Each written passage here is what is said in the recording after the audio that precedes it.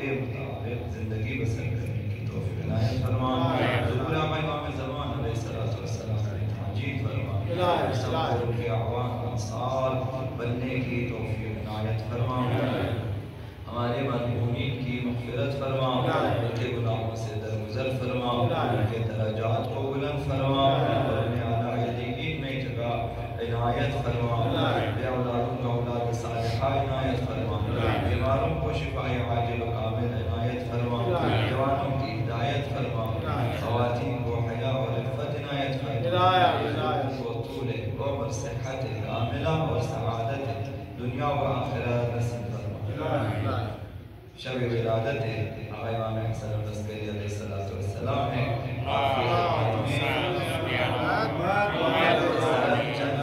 احادیث مبارکہ جس میں ان کے معجزات بھی ہیں، فضائل بھی ہیں اور ان کی ہدایات بھی ہیں، آپ کی خدمت میں عرض ہوگی. زیادہ بیان کرنے کا وقت نہیں ہے، بہرحال اختصار کے ساتھ جیسا کہ کل آپ کی خدمت میں عرض کیا کہ ایک بہت بڑا صحابی ہے، نام ہے اور ایک جانثار ہے. آقا امام حسن عسکری علیہ السلام کے زمانے میں 5 اماموں کے صحابی ہیں.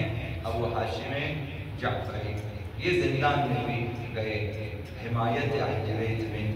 یہ جب زندان میں تھا، زندان میں سختی ہوتی تھی، تنگی ہوتی تھی، تو انہوں نے جو ہے شکایت نامہ لکھا آقا امام حسن العسکری علیہ السلام کے لیے. شکایت لکھا کہ زندان ہے اور اس میں تنگی ہے اور اس میں سختی ہے.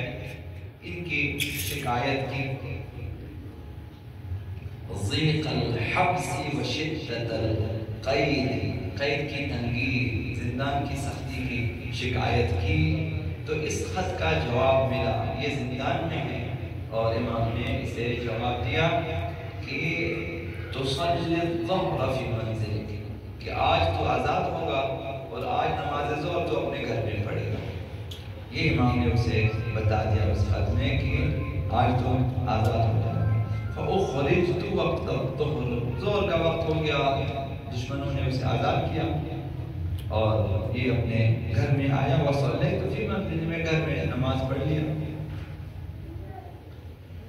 وکنت مضیقا، یہ ابو ہاشم کہتا ہے میری معیشت کی جو ہے وہ کمزور تھی، سختی کا شکار تھا، تنگی تھی. تو میں نے جو خط لکھا تھا امام کے لیے زندان سے، جس میں تنگی کی شکایت کی تھی، کہ میں نے چاہا تھا کہ تنگی معیشت کی بھی شکایت کروں، لیکن شرم محسوس کی میں نے کہ میں امام کو کیا دنیاوی چیزوں کی شکایت کروں معرفت کی وجہ سے. فَأَرَدْتُ أَنْ أَطْلُبَ مِنْهُ مَعُونَةً، میں مدد کے لیے لکھنا چاہتا تھا. جو خط میں نے لکھا تھا ان کے لیے اسی میں چاہا تھا، لیکن فَأَسْتَحْيِيتُ، لیکن میں نے حیا محسوس کی کہ شرم کی بات ہے کہ ان سے اس طرح کے مطالبات نہیں کرنی چاہیے، نہیں لکھا. تو جب یہ آزاد ہو کر گھر پہنچا اسی آزادی میں، تو یہ فلما صرت الى المنزل، جب میں گھر پہنچا، وجہ الی 100 دینار، میں نے دیکھا امام نے پہلے ہی 100 دینار میرے لیے بھیجا ہوا کر. یعنی یہ جو اس نے لکھا بھی نہیں تھا، صرف سوچا تھا کہ اب میں تو زندان میں ہوں، اب زندان آزاد ہوگا، میری معیشت خراب ہے، اب میں کیا کروں. لکھنا چاہا تھا، نہیں لکھا تھا. اب جب یہ آزاد ہو کر گھر پہنچا، دیکھا کہ 100 دینار پہلے سے امام نے بھیجا ہے اور خط بھی لکھا ہے. اس میں امام نے خط لکھا کہ اذا كانت لك حاجة، جب تمہیں کسی چیز کی ضرورت ہو، جب کوئی حاجت ہو، فلا تستحی، شرم نہ کرنا، امام سے شرم نہ کرنا. اپنے امام سے، امام تو میرے زبان ہے. ہم اپنے یعنی ایک انسان اپنے باپ سے شرم کرے تو بری بات ہے، دوسروں سے شرم نہ کرے تو بری بات ہے، اور اپنے باپ سے شرم کرے تو بری بات ہے. اور امام تو باپ سے بھی مہربان تر ہے۔ باپ بھی تو امام کے وسیلے سے کھاتا ہے، لاتا ہے، کھلاتا ہے، تو امام سے کیا شرم؟ امام نے فرمایا کہ اذا کانت لک حاجہ فلا تستحی، جب تمہیں کوئی ضرورت ہو، کوئی حاجت ہو تو شرم نہ کرنا۔ ابھی ہمارے لیے بھی ہے یہ حدیث مبارکہ میں ہمیشہ عرض کرتا ہوں کہ حضرت موسیٰ علیہ السلام سے کہا خدا نے کہ جس چیز کی ضرورت ہو مجھ سے طلب کرو، آٹے میں نمک، بکری کا چارہ وہ بھی مجھ سے طلب کرو، جو خدا میرے بکری کے لیے چارے کا بندوبست کرے، خدا میرے آٹے میں نمک نہیں ہے، ہر چیز خدا سے ہی طلب کرنی چاہیے، طلب کرے۔ امام تو وجہ اللہ ہے، خلیفۃ اللہ ہے، نمائندہ خدا ہے، اسے طلب کرنی چاہیے۔ وَلَا تَحْتَشِمْ، امام نے فرمایا کہ شرمندہ نہ ہونا، امام سے طلب کرنے میں کبھی شرمندہ نہ ہونا۔ یہ لکھا تھا خط میں، وَطْلُبْهَا، تم ہم سے طلب کرو گے، فَإِنَّكَ تَرَى مَا تُحِبُّ انشاءاللہ، اگر خدا نے چاہا وہی ہوگا جو تم نے طلب کیا ہے۔ یہ ایک شیعہ کی شان اور یہ امام کی شان ہے۔ ہمیں امام سے کہتے ہوئے شرم نہیں کرنی چاہیے۔ ادھر ادھر لوگوں سے آپ کہتے ہیں مہاراج جس کا جتنا عقیدہ ہے اسی حساب سے امام سے طلب کرے اور یقین کے ساتھ طلب کرے کہ میری درخواست امام تک پہنچی ہے، اب جب امام چاہے گا اس پر عمل درآمد ہوگا۔ اب جلد یا بدے اب آپ انتظار بیٹھیں کہ میں نے درخواست دی ہے امام، اور آپ اس تکرار بھی کریں۔ عام انسانوں کے سامنے تکرار بری چیز ہے، کیا بار بار جائیں مانگیں؟ خدا اور ائمہ معصوم اولیاء الہی کے سامنے بری چیز نہیں ہوتی۔ خداوند فرماتا ہے کہ سوال میں تکرار کریں، بار بار طلب کریں۔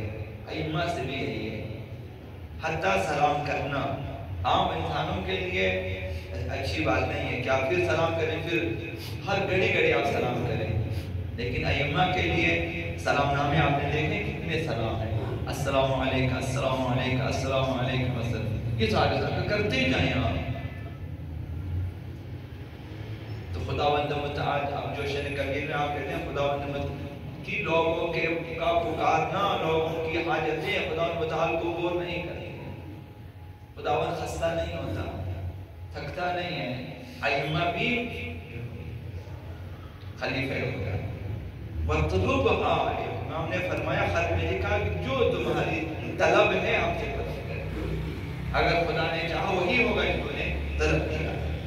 تو روایت کا مفہوم یہ ہے، کبھی انسان گمان کرتا ہے کہ امام کا مقام تو بہت بلند ہے، عظیم ہستی ہے، تو اب لہذا مالی درخواست کرنا کہ میرے لیے چند روپے، چند پیسے، چند سکے، چند ایسی چیزیں طلب کرنا، اور یہ اچھا کام ہے، اور ایسی درخواست انسان حیا کرے۔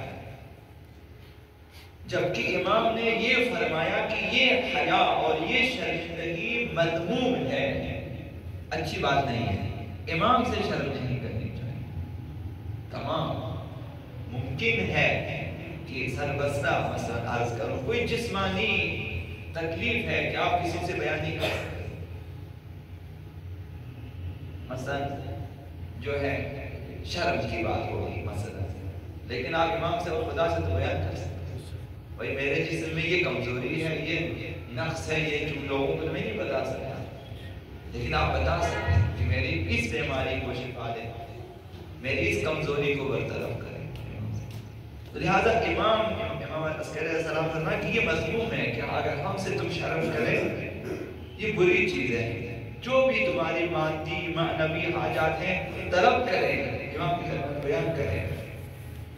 انسان ظاہر و باطن کا مجموعہ ہے، کچھ ظاہر ہے، کچھ باطن، کچھ مادی، کچھ معنوی، انسان بدن اور روح کا مجموعہ ہے، تو اس کی ضرورتیں بھی مادی بھی ہیں، معنوی بھی ہیں۔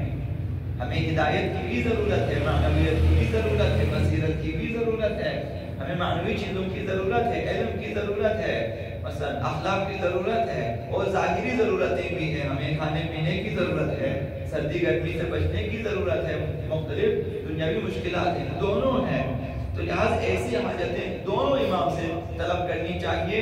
مثلا امام کے توسط سے خدا سے طلب کریں، امام سے کہیں کہ دعا کریں کہ خدا متعال مشکلات کو برطرف کریں، اس میں شرم نہیں کرنی چاہیے۔ دوسرا نقطہ یہ ہے کہ اس حدیث مبارک امام جامع جہنما ہے،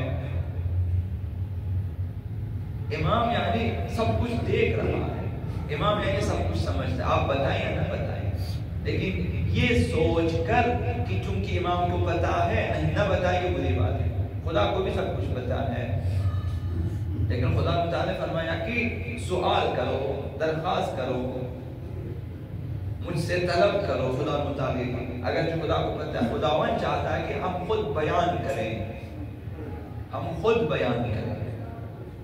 امام کے ساتھ صورتحال بھی یہی ہے، امام کو سب کچھ پتہ ہے لیکن ہمیں اپنی درخواست دینی چاہیے، تو لہذا بغیر اظہار نیاز کے بھی امام کو ہماری حاجتوں کا پتہ ہے، امام کفیل امت ہے، ممکن ہے کہ بغیر بتائے امام ہماری حاجت روائی بھی فرمائیں۔ امام زمان علیہ السلام، امام عسکری علیہ السلام، امام معصومین کیونکہ دنیا میں صاحبان اختیار ہیں، ایسے بھی حاجت روائی فرمائیں، اگر ہم بیان کریں تو اچھی بات ہے۔ امام جامع جہنما ہے، جامع جہنما ضمیر منیر دوست، امام کا جو ضمیر ہے، جو قلب ہے، وہ جامع جہنما، سب کچھ نظر آتا ہے اس میں، سب کچھ پتا ہے۔ اظہار احتیاج خود انجاج حاجت، اگر ضرورت نہیں ہے کہ آپ اپنی حاجتیں بیان کریں، لیکن امام چاہتے ہیں، خداوند چاہتا ہے ہم اپنی حاجتیں بیان کریں، خداوند چاہتا ہے کہ بیان کریں، امام کو بیان کریں، امام چاہتے ہیں لیکن بیان کرنا چاہتے ہیں۔ یہ اس حدیث مبارکہ میں ابو ہاشم جعفری کے ساتھ مادی حاجتیں بیان نہیں کی لیکن امام نے پہنچا دیا، اور زندان کے بارے میں بیان کیا، امام نے آزادی کی خوشخبری دی۔ ہمیں بھی اپنی پوری زندگی میں خدا اور اہل بیت کے ساتھ اسی طرح سے عمل کرنا چاہیے، ایک ایک ضرورت بیان کریں خدا تعالیٰ کی بات، کسی بھی ضرورت کو معمولی سمجھ کر نہ چھوڑیں، بیان کریں، بڑی حاجتیں بھی مقامات پہ بیان کریں، پہلے آپ جو ہے بہت زیادہ اہم ضرورتوں کو بیان کریں، پھر اگر آپ کو مثلا چھوٹی حاجت وہ بیان کریں، خدا یہ بھی ساری حاجتیں ہیں میری، مثلا انہیں فراموش نہ کریں، یا انہیں اپنے ان سے چشم پوشی نہ کریں، یہ میری ضرورت ہے۔ ابو ہاشم جعفری کہتا ہے کہ محمد صالح ارمنی یہ ایک شخص ہے، انہوں نے جو ہے آقا امام عسکری سے سوال کیا اس قول خدا کے بارے میں، وَإِذْ أَخَذَ رَبُّكَ مِنْ بَنِي آدَمَ مِنْ ظُهُورِهِمْ ذُرِّيَّتَهُمْ، اس وقت کو یاد کرو، خدا مطابق قرآن مجید میں فرماتا ہے اس وقت کو یاد کرو جب تمہارے پروردگار نے بنی آدم کی پشتوں سے ان کی نسلوں کو خارج کیا، نکالا روز الست،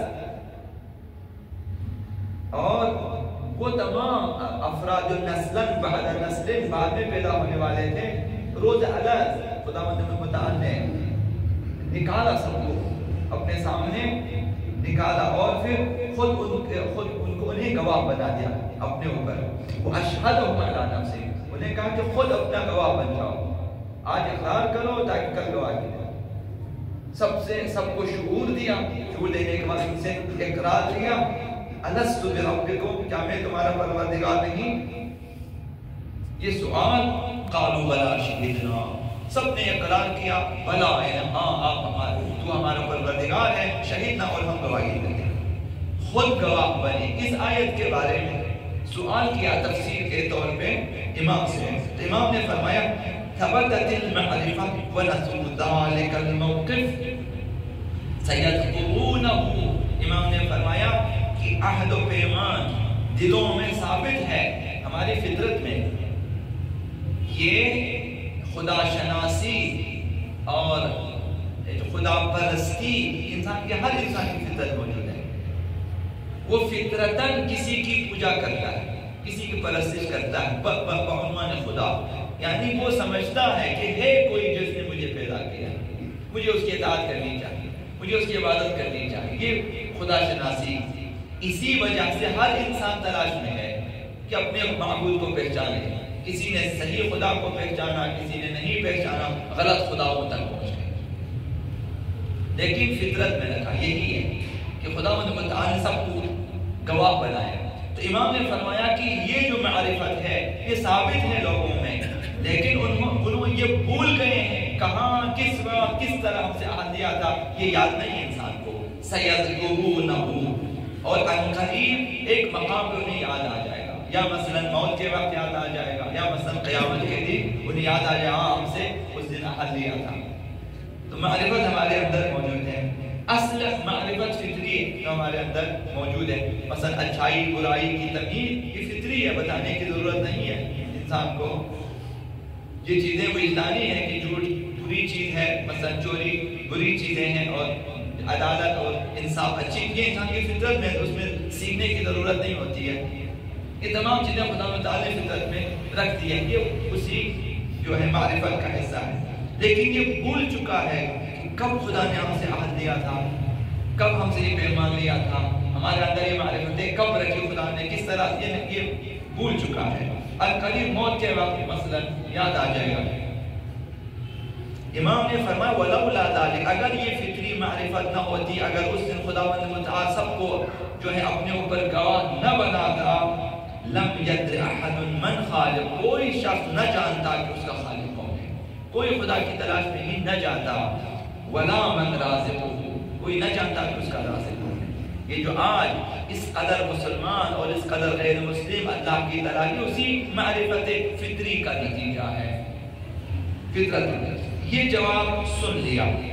اس نے صالح ارمنی نے سوال کیا, امام نے یہ جواب دیا, ابو ہاشم نے سن لیا.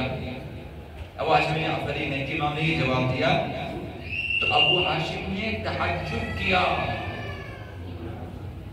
کہ فَجَعَلْتُ أَتَعَجَّبُ فِي نَفْسِي مِنْ عَظِيمِ مَا أَعْطَى اللَّهُ وَلِيَّهُ وَجَزِيلَ مَا حَمَلَهُ. تعجب کیا, کیا علم دیا ہے خدا نے ائمہ کو, کہ اہل میثاق کا بھی پتہ ہے انہیں, ان معرفتوں کا بھی پتہ ہے.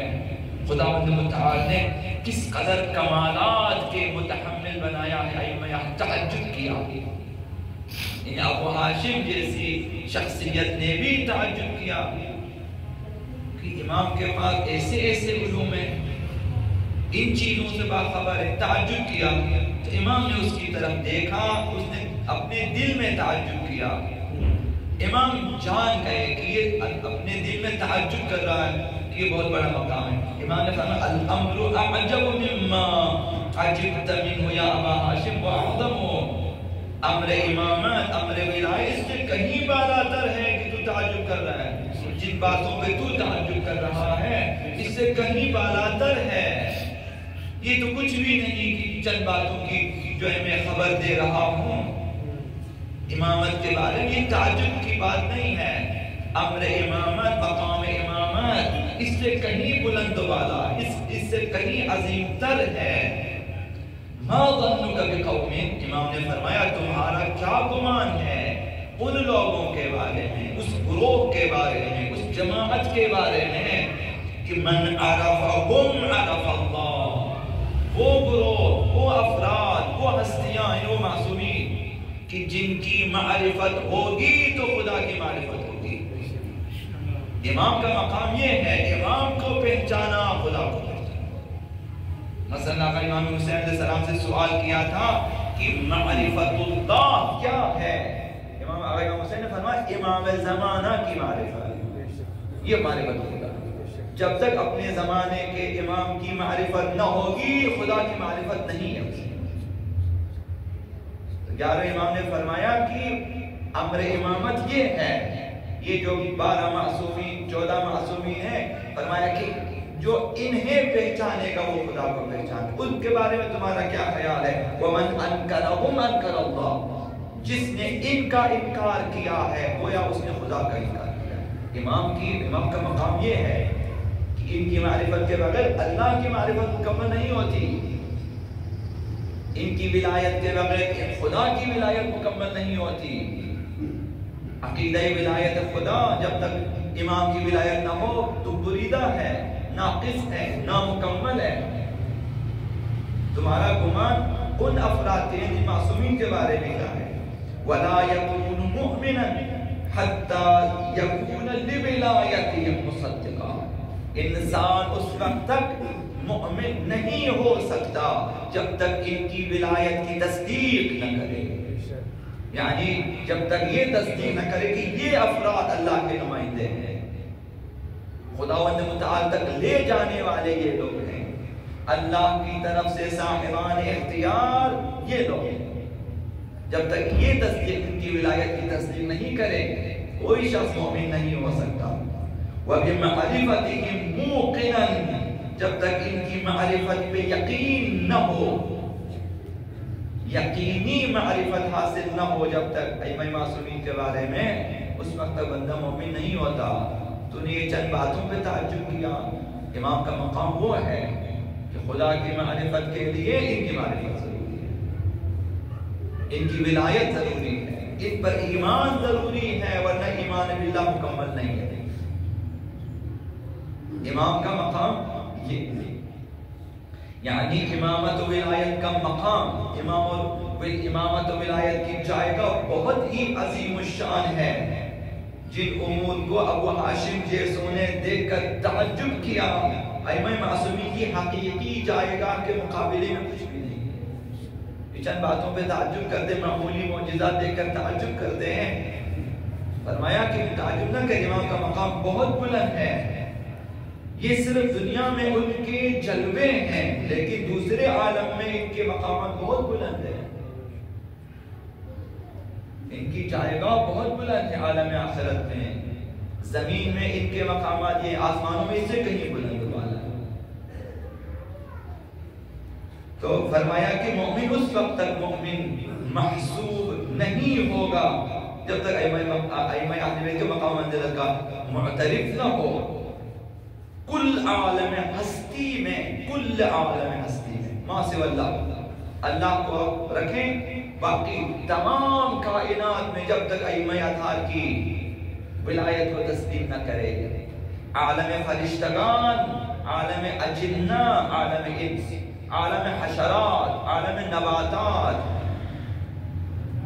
عالم جماد، تمام عوالم میں جب تک اہل بیت اطہار کی ولایت کو تسلیم، یعنی صاحبان اختیار ہیں، نہ صرف انسانوں پر بلکہ جنات پر، فرشتوں پر، حیوانات پر، حشرات پر، جمادات پر، یہ ساری کسی پتھر میں جمادات میں سے اختیار نہیں کہ ان کی بات نہ سنیں۔ امام اگر پتھر سے خطاب کرے اس میں مجال نہیں ہے، اختیار نہیں ہے کہ وہ نہ سنے کہ میں تو پتھر ہوں، سنے گا، جواب بھی دے گا۔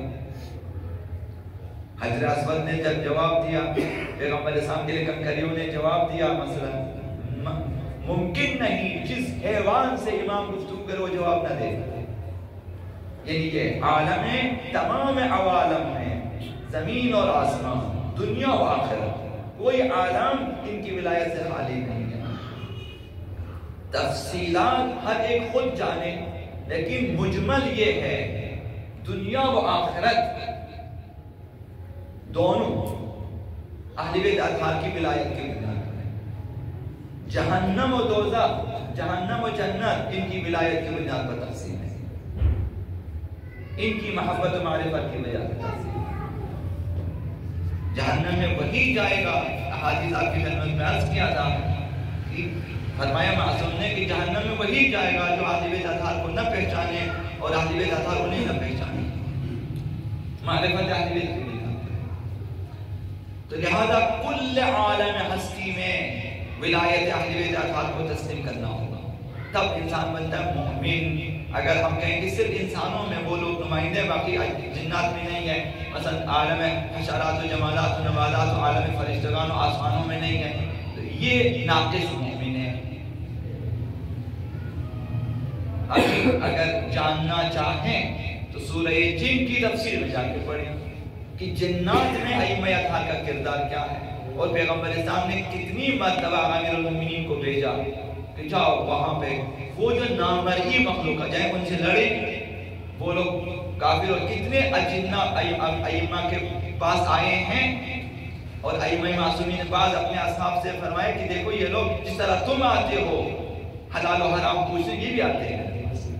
کتنے نمائندے آقا میرے نبی پاس آئے کہ آپ کا نمائندہ، آپ کا وکیل عالم جنات میں مر چکا ہے، اب آپ کا حکم کیا ہے کہ اس کی جگہ ہم کس کو منتخب کریں؟ آقا نے فرمایا کہ مثلا کسی باپ کے تمہارے باپ کی جگہ تو ہے، اس طرح سے عالم ہمیں تو نہیں معلوم، اب یہ کبھی کبھی بعض چیزیں ائمہ اذہان نے بیان کر دی ہے، تو تمام عوالم میں ائمہ اذہان کی ولایت کو تسلیم کرنا چاہیے، ما سوا اللہ پھر کوئی چیز خارج نہیں ہے ائمہ اذہان کے ولایت سے، دائرہ ولایت سے خارج نہیں ہے، اگر خارج ہو خدا متعال کے ساتھ ہے۔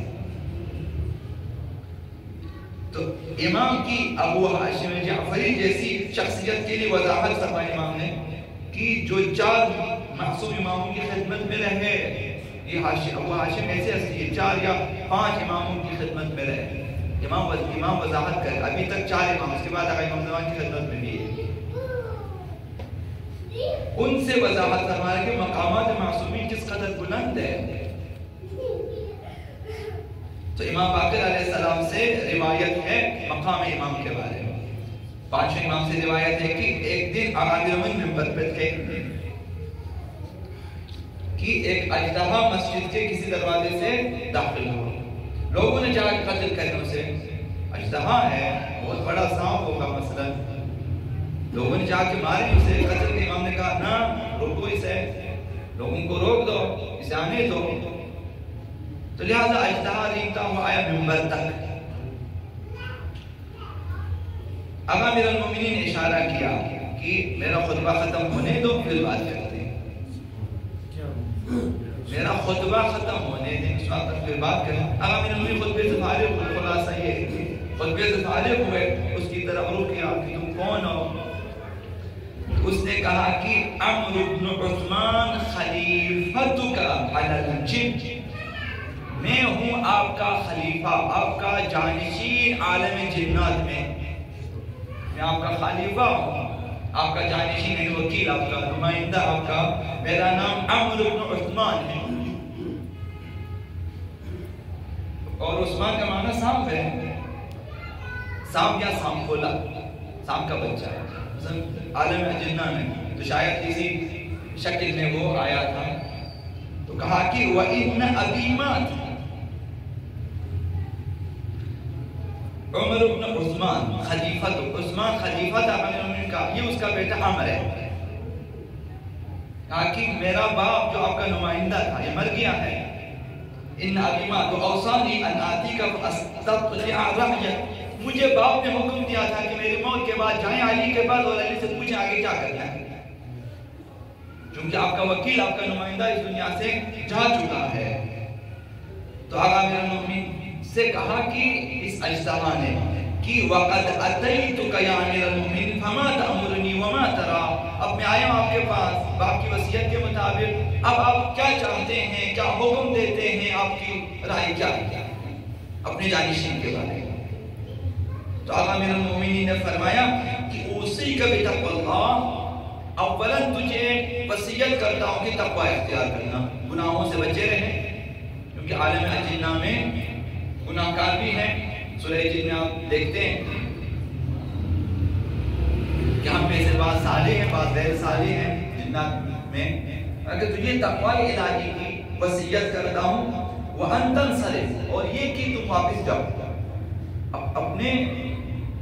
اپنی دنیا میں واپس جاؤ، فَتَقُومَ مَقَامَ أَبِيكَ فِي الْجِنِّ، اب جنات میں تو اپنے باپ کا قائم مقام ہے، میری طرف سے تو خود میرا قائم مقام ہے اپنے باپ کا، خلیفتی علیہم، تو میرا جانشین ہے عالم جنات، یہ امام کا مقام یہ ہے، صرف ہمارے امام نہیں ہے ان کے بھی امام ہیں۔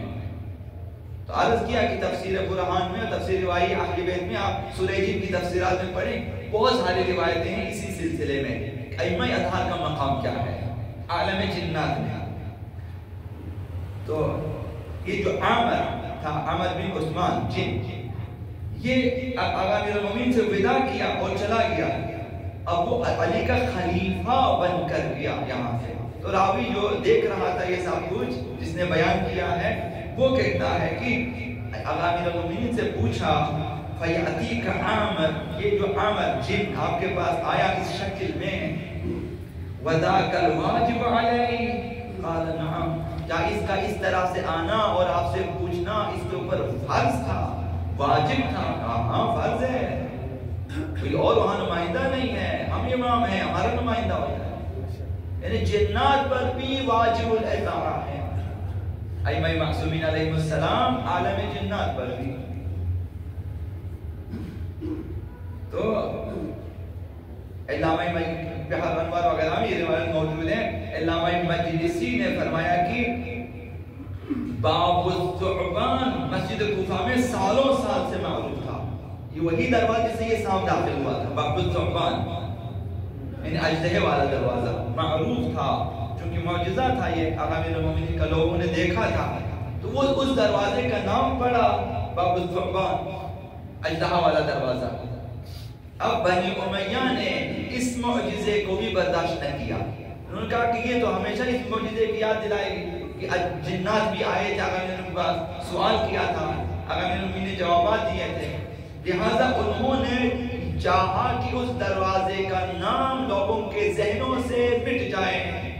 اب انہوں نے کیا کیا کہ ایک عرصہ تک اس دروازے پر ہاتھی باندھ دیا، تاکہ اب بچے کیا کریں، کون سا دروازہ جہاں پہ ہاتھی باندھ، جہاں پہ ہاتھی، اب وہ دروازہ سے باب الفیل بن گیا، تاکہ لوگوں کے ذہنوں سے ثعبان کو نکالے، اجدہے کے نام کو نکالے. تو دشمنی بھی اہل بیت سے اس وقت سے ہے، حتیٰ نام بھی برداشت نہیں کرتے تھے جس سے اہل بیت کے کسی معجزے کی یاد تازہ ہو جائے، کسی واقعے کی یاد تازہ ہو جائے. جعفر بن محمد نامی راوی ہیں اور انہوں نے روایت کی ہے کہ ایک دن علی بن عبید اللہ کے ساتھ امام عسکری علیہ السلام کی خدمت میں پہنچا. مقام امام امام حسن عسکری علیہ السلام نے فرمایا کہ ہمارا مقام اس سے کہیں بلند و بالا ہے کہ تو تعجب کر رہا ہے. ہم نے چند خبریں دی قرآن آیت کی تفسیر اور تعویل وغیرہ کے بارے میں اور عہد میثاق کے بارے میں، تو اسی سلسلے میں عرض کروں. یہ دوسری روایت ہے. تو یہ جعفر بن محمد کہتا ہے کہ میں وہاں موجود تھا امام حسن عسکری علیہ السلام کے بعد علی بن عبید اللہ کے ساتھ وہاں موجود تھا کہ چند دوسرے لوگ بھی امام کے پاس بیٹھے ہوئے تھے، 11ویں امام کے پاس. سامنے خرما کا کوئی درخت تھا، باہر صحن وغیرہ میں خرما کا کوئی درخت تھا، خرمے کا موسم نہ تھا، پھر بھی اس درخت پر بہت سارے خرمے لگے ہوئے تھے، بغیر موسم کے خرمے لگے ہوئے تھے. کچھ دیر بعد دسترخوان بچھایا اور جو ہے پلیٹوں میں مثلا برتنوں میں خرمے بر کے رکھ دیے دسترخوانوں پہ. تو امام نے حکم دیا اپنے اصحاب کو، چند لوگ بیٹھے ہوئے تھے، 11ویں امام نے حکم دیا کہ فَأَقْسِرُوا أَيْدِيَكُمْ وَسَمُّوا عَلَىٰ طَعَامِكُمْ، اپنے اپنے ہاتھوں کو دھو لو اور بسم اللہ کہو اور کھانا شروع کر دو، اللہ کا نام لے کے کھانا شروع کر دو. کسی نے ہاتھ نہیں بڑھایا. وہ سب امام کی طرف دیکھ رہے تھے کہ امام ہاتھ کیوں نہیں بڑھاتا. دسترخوان پہ خرمے ہیں تو ظاہراً میزبان امام ہے، امام کو پہلے کھانا چاہیے. اب لوگوں نے امام کے احترام میں ہاتھ نہیں بڑھایا. تو یہ جو راوی ہے محمد بن جعفر، میں نے دل میں سوچا، اپنے دل میں سوچا کہ امام ہاتھ کیوں نہیں بڑھا رہے ہیں. ہم کھانا چاہتے ہیں لیکن پہلے امام کو ہاتھ بڑھانا چاہیے تاکہ امام شروع کریں تو ہم بھی کھانا شروع کر دیں. اور ہمارا گمان یہ ہے کہ یہ خرمے چونکہ بے موسم ہے لہٰذا جنت سے آئے ہوں گے، تو چاہتے تھے کہ ہم جنت کے خرمے کھائیں، لیکن احتراماً ابھی تک رکے ہوئے تھے تاکہ امام ہاتھ بڑھائیں، کھانا شروع کریں تاکہ ہم بھی کھانا شروع کریں. امام نے اس کے دل کی بات سمجھ لی تو امام نے فرمایا کہ یا جعفر، اے ابا جعفر، کل طعام المؤمنین حلال، مومنین کے کھانے حلال ہوتے ہیں، کھا لیا کرو، کھاؤ، یہ مومنین کا کھانا ہے، حلال ہے، کھا لو. وَلَمْ أَمْسِكْ يَدِي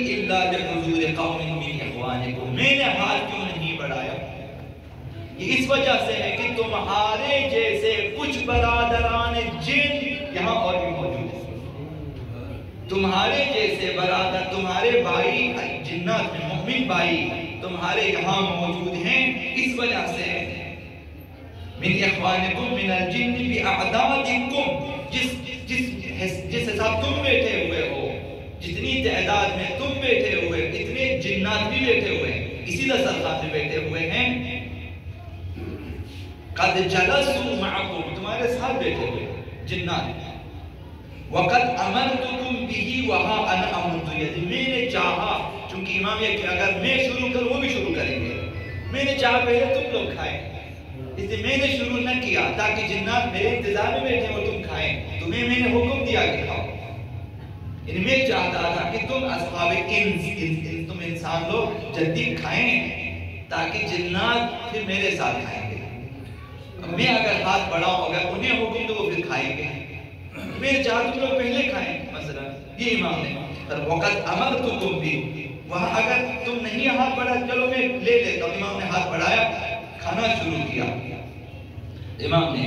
لیکن راوی کہتا ہے ابا جعفر میں نے دیکھا کہ ہم بھی کھا رہے ہیں لیکن خورمے ہمارے سامنے سے غائب ہوتے جا رہے ہیں، کچھ کھانے غائب ہوتے جا رہے ہیں. جس طرح ہم اٹھاتے ہیں کچھ اور لوگ بھی اٹھا رہے ہیں لیکن ان کے ہاتھ نظر نہیں آتے، ہمیں ہاتھ نظر نہیں آتے لیکن کھانے غائب ہو رہے ہیں. یہ ابا جعفر میں نے پھر اپنے دل میں سوچا کہ امام اگر چاہیں یہ جنات جو ابھی نظر نہیں آ رہے ہیں یہ دکھا بھی سکتے ہیں، امام چاہے ہمیں دکھا سکتے ہیں. یہ سوچا تو امام متوجہ ہو گئے تھے. یہ ہے قلب امام جامع جہان نما ہے، پتہ چل رہا ہم کیا سوچ رہے ہیں. امام کو یہ بھی پتہ ہے، سوچ ان کا بھی پتہ ہے چونکہ خلیفہ خدا ہے. تو امام نے ان کے چہروں پہ ہاتھ پھیرا، سب کے چہروں پہ ہاتھ پھیرا تو درمیان میں کوئی دیوار سی بن گئی. یہ راوی کہتا ہے ایک دیوار سی بن گئی، اس طرف جنات نظر آنے لگے، دیوار کے اس طرف. شاید دیوار اس طرح امام نے جو ہے ظاہر کر دی کہ لوگ شاید ڈرے نہیں گھبرائے نہیں کہ بھائی دیوار کی اس طرف ہے، تو نظر آنے لگے. ہماری نگاہوں سے پردے ہٹ گئے، اپنے جنات کو دیکھنا شروع کر دیں. ظاہر مختلف شکلوں میں ہوتے ہیں، اب جس شکل میں امام نے چاہا انہیں دکھایا. اصل شکل و صورت میں شاید نہ دیکھ سکے، لوگ ڈر جاتے ہیں، تو مختلف شکلوں میں دکھایا انہیں. تو یہ راوی کہتا ہے کہ اس قدر ہمیں ہمارا شوق بڑا، ہم نے چاہا کہ جا کر برادران جن سے گلے ملے، ہم نے چاہا. تو امام نے فرمایا رک جاؤ، حرمت الطعام اوجب، اس میں درس بھی ہے اور یہ داستان بھی. امام نے فرمایا دسترخوان کا احترام واجب تر ہے، جا کر ان سے ملنے کی آرزو نہ کوئی دسترخوان سے بیٹھ جاؤ. یعنی جب آپ کھانے پہ لگے ہوئے ہیں تو بار بار جانا آنا یہ ٹھیک نہیں ہے. وہی میں اس سے مل کے آتا ہوں، پھر دسترخوان کا احترام ضروری ہے. امام نے فرمایا کہ فقط بدأتم بھی، جو کھانا مانا تم نے شروع کیا ہو اسے کھا لو پہلے. فَإِذَا قَضَيْتُمْ، جب یہ کھانے تم فارغ ہو جاؤ اپنے کھانے سے، أُرِيكُمْ مِنْهُ فَافْعَلُوا بِإِخْوَانِكُمْ، پھر جو چاہے سے گفتگو کرو، ملو، جو چاہے کرے. چونکہ امام نے ابھی اجازت دی ہے، اب جنات نظر آ رہے ہیں. انسان اگر ترقی کرتا ہے بصیرت میں، معنویت میں، معرفت میں، تقوی میں، تو جنات ہیں، فرشتوں کو بھی دیکھ سکتے ہیں، فرشتوں سے مل سکتے ہیں. داستان ظہور میں، تاریخ ظہور میں ساری باتیں لکھی گئی ہیں. فرشتے آسمان سے اتریں گے، مومنین سے مصافحہ کرنے آئیں گے، ملنے آئیں. مومنین دیکھیں گے، سلام تو وہ فرشتے ہیں، آ جاؤ بیٹھیں. مثلا ان سے مصافحہ کرتے ہیں، گفتگو کرتے ہیں فرشتوں سے. انشاءاللہ وہ دور بہت جلد آنے والا ہو کہ ہم خود اپنی زندگی میں دیکھیں کہ آسمانوں سے فرشتے آ رہے ہیں، جو اور مومنین کی حکومت ہے اس طرح سے. تو امام نے فرمایا جب کھانے کھا چکو جب کھانا، تو اس کے بعد بے شک ملیں باتیں کریں. تو یہ راوی کہتے ہم نے امام عسکری صاحب کی خدمت میں عرض کیا کہ اے فرزند رسول، کیا جنات ہمیشہ ایسی حالت میں؟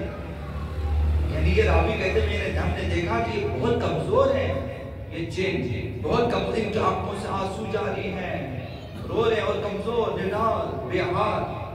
سوال کیا کہ کیا یہ جنات ہمیشہ ہی سے ہوتے ہیں؟ تو امام نے فرمایا لا، ایسا نہیں ہے، فیہم ما فیکم، وہ بھی تمہاری طرح ہے۔ کچھ لوگ کمزور ہوتے ہیں، کچھ لوگ با معرفت ہوتے ہیں، کچھ لوگ بے معرفت ہوتے ہیں، کچھ لوگ چاق و چوبند ہوتے ہیں، کچھ لوگ۔ امام نے فرمایا فاسألوہم، تم ان سے پوچھ سکتے ہو، فإنہم لا یطعمون طعاما، یہ لوگ کھانا بھی نہیں کھاتے، ولا یشربون شرابا، کچھ پیتے بھی نہیں ہیں، الا فی وقت قیام نبی او وصی، جب تک کوئی امام یا کوئی نبی حکم نہ دے نہیں کھاتے، یعنی جب تک میں حکم نہ دے نہیں کھائیں گے۔ اس قدر یہ فرمان بردار ہے، حتیٰ کھانے پر بھی امام کو اجازت دیں جو کھاؤ ہوگی کہ وہ کھائیں گے۔ فرمایا کہ فَيَأْمُرُهُمْ فَيَأْكُلُونَ طَاعَةً لَهُ، جب امام یا نبی حکم دے گا تو یہ لوگ کھائیں گے، ان کی اطاعت میں کھائیں گے، یعنی اس لیے کھائیں گے تاکہ امام کی فرمان برداری ہو۔ وَلَا رَغْبَةً فِي الطَّعَامِ وَالشَّرَابِ، کھانے پینے کے شوق میں نہیں کھاتے یہ لوگ، صرف امام نے حکم دیا بس کھاؤ، چونکہ امام کی اطاعت کے لیے کھاتے ہیں، نبی کی اطاعت کے لیے کھاتے ہیں۔ یعنی کس قدر جنات ائمہ اطہار کے تعبیر فرمان ہے کہ جب کھانے کے امام حکم دے کھاتے ہیں وہ لوگ۔ وَقَدْ صَرَفُوا أَنفُسَهُمْ لِلَّهِ، انہوں نے اپنے نفسوں کو خدا کے لیے وقف کیا ہوا ہے، یعنی یہ مؤمنین، یہ جنات مؤمنین ہیں، مومن جنات ہیں یہ لوگ، انہوں نے اپنے نفس کو خدا کی ذات کے لیے وقف کیا ہے۔ شغلتهم الرأفة والخوف من اللہ، اللہ کے بارے میں جو انہیں خوف ہے، خشیت ہے عظمت الہی کا، اس وجہ ان چیزوں نے انہیں کھانے کو انہوں نے فراموش کر دیا ہے، بھول چکے ہیں کہ انہیں کھانا بھی پینا۔ اس قدر خوف الہی میں غرق ہے، اس قدر معرفت الہی میں یہ لوگ آگے جا چکے ہیں کہ یہ لوگ غرق خوف و خشیت الہی ہے۔ خوف و خشیت ہمیشہ معرفت کی وجہ سے، جہالت والا خوف نہیں ہے، معرفت والا خوف ہے۔ تو فرمایا کہ کھانے پینے سے یہ لوگ دور رہتے ہیں اس خوف و خشیت کی وجہ سے، ہمیشہ خدا تعالیٰ کے بارے میں سوچتے رہتے ہیں۔ فصارت صورتهم كما ترون، ان کی یہ شکل کس وجہ سے ہوگی، کمزوریاں کس وجہ سے ہے، یہ کھانے جب تک امام حکم نہیں کھاتے، لہذا یہ خوف خدا میں ہے، اطاعت امام میں، پھر امام جب کہے گا کھاؤ پھر تھوڑا سا وہ لوگ کھا لیں گے۔ لَمَوَالِيكُم مِّنْ إِخْوَانِ الْجِنِّ كَالْخُرْصِ، امام نے فرمایا کہ تمہارے دوست برادران جن یہ خاموش رہتے ہیں، خاموش رہنے والے، چپ رہتے ہیں یہ لوگ۔ لا ينطقون نطقا ولا برمقة عيوننا حتى وزن، جب تک انہیں حکم نہ ملے یہ آنکھ بھر کے کسی کو دیکھتے نہیں ہیں، کسی سے بات نہیں کرتے، اس قدر مطیع ہے، گفتگو کے لیے بھی امام اجازت دے گا انہیں بات کرنے، جب تک امام حکم نہ دے بولیں گے نہیں اور کسی کی طرف دیکھیں گے بھی نہیں۔ تو کافی گفتگو ہوئی اس کے ساتھ، پھر امام راوی کہتے ہیں پھر امام نے ہمارے چہروں پہ ہاتھ پھیرا، وہ لوگ غائب ہو گئے، تو ہم نے خداوند متعال کا شکر ادا کیا ایسی توفیق پر جو نصیب ہوئی، ایسی محفل ملی کہ جس میں ایسے دسترخوان ملے، پھر ایسی غذا ہمیں ملی، پھر ایسے برادران مومن کی زیارت ہوئی، اسے ہم نے ایک معجزہ امامت کے طور پہ تسلیم کیا۔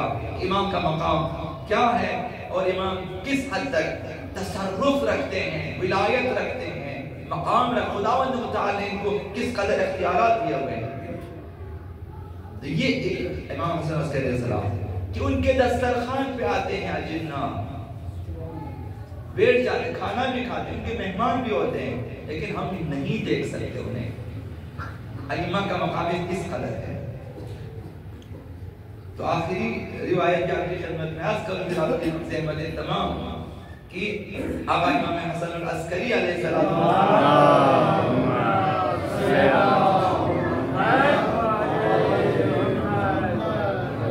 پیغمبر اسلام نے انہیں اہل بہشت کے چراغ قرار دیا۔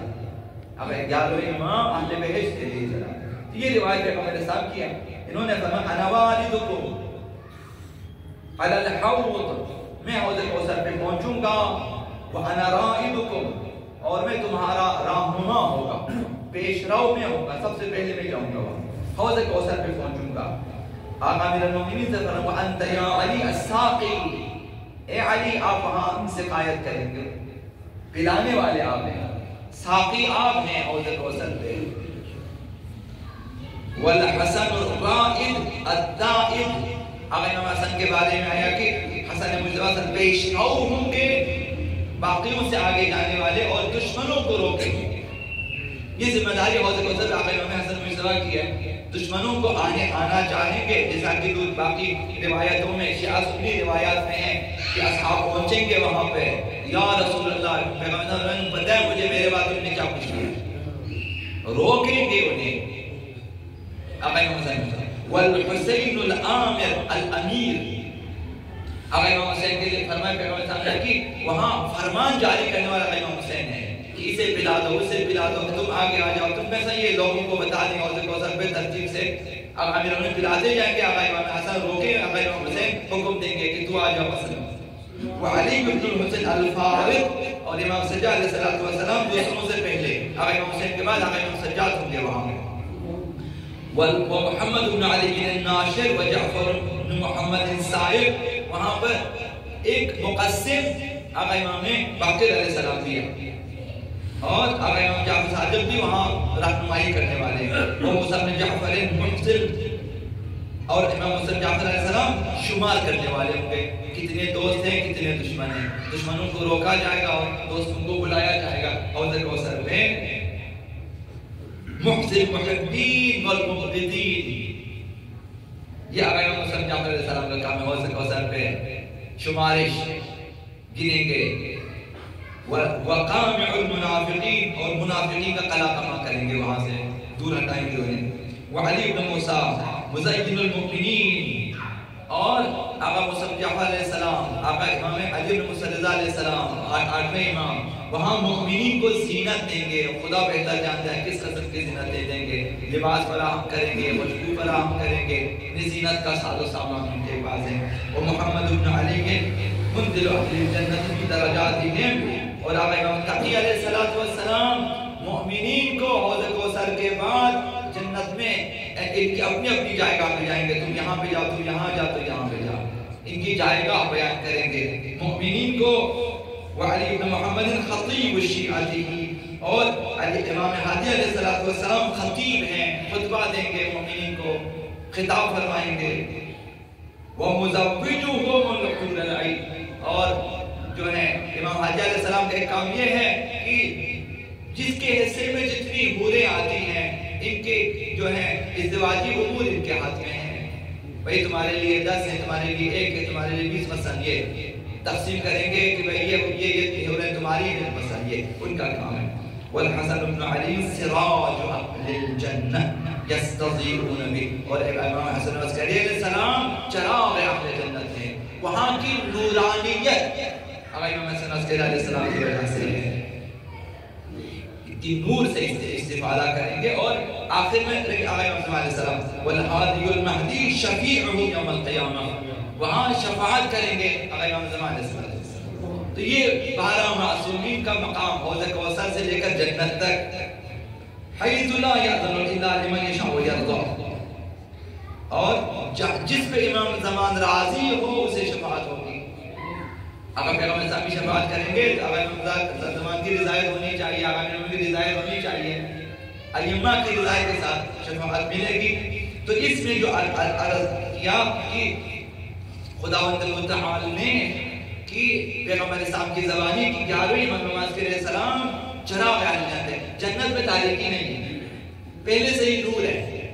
تو یہ جو نورانیت ہے یہ فیض امام حسن عسکری علیہ السلام ہے. تمام جنت والے ان کے نور سے استفادہ کریں. جہاں دوسرے عجیب اطہار کے نور بھی ہیں، لیکن مومنین کے لیے خدا متعال نے چراغ قرار دیا. یعنی جی ایک اور مقام کا مفسرین نے اعلان کیا یہاں امام حسن عسکری میں کہ جیسے ہی ہم عالم محشر میں وارد ہو جاتے ہیں وہاں باقی اہل بیت اطہار سے ملاقات ہوگی، ان کے محضر میں پہنچیں گے. مثلا حوض کوثر پہنچیں تو آپ باقی ائمہ کے محضر میں پہنچ گئے. آپ بھئی یہ علی ہیں، یہ فلان یہ فلان، لیکن آقا امام عسکری کے لیے آپ کو جنت جانا پڑے گا. تمام مقامات گزر کے ان درجات سے ہو کر آپ جب جنت میں پہنچیں گے وہاں آپ ان کے محضر میں پہنچیں گے. آقا محمد صلی اللہ علیہ وسلم اب جس کے فیض سے جس کی نورانیت سے ساری جنت روشن ہے تو وہاں آپ پہنچیں گے. یہ بات مفسرین نے لکھا ہے. تو انشاءاللہ العزیز خدا کی بارگاہ میں دعا ہے کہ ہم انہی میں انشاءاللہ العزیز شامل ہو جائیں.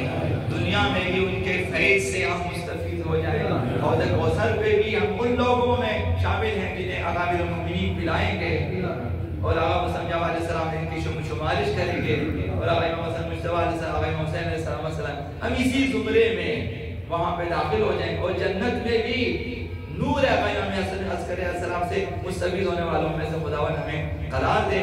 دنیا میں ہمیں مطیع اہل بیت قرار دے. معرفت اہل بیت خداوند متعال ہمیں نصیب فرمائے. معرفت امامت اہل بیت معرفت ولایت اہل بیت خداوند نصیب فرمائے. اللهم عجل لوليك الفرج واجعلنا من اعوانه وانصاره. اللهم وسق نبيك محمدا صلى الله عليه واله برؤيته ومن تبعه على دعوته وارحم استكانتنا بعده. اللهم اكشف هذه الغمه عن هذه الامه بحضوره وعجل لنا ظهوره انهم يرونه بعيدا ونراه قريبا. اللهم لعن اول ظالم ظلم محمد وال محمد واخر تابع لهم على ذلك. اللهم لعن العصابه التي جاهدت الحسين وشايعت وبايعت وتابعت على قتله. اللهم لعنهم جميعا. اللهم نور قلوبنا يا الله وغير قلوبنا يا الله وارحم اعداءنا يا الله واشف مرضانا يا الله وامن من كل بلائنا يا الله واغفر ذنوبنا يا الله واستر عيوبنا يا الله بحق محمد وآله الطيبين الطاهرين. اللهم المؤمنين والمؤمنات رحم الله من يقرأ الفاتحة. بسم الله الرحمن الرحيم. الحمد لله رب العالمين الرحمن الرحيم مالك يوم الدين إياك نعبد وإياك نستعين اهدنا الصراط المستقيم صراط الذين أنعمت عليهم غير المغضوب عليهم ولا الضالين.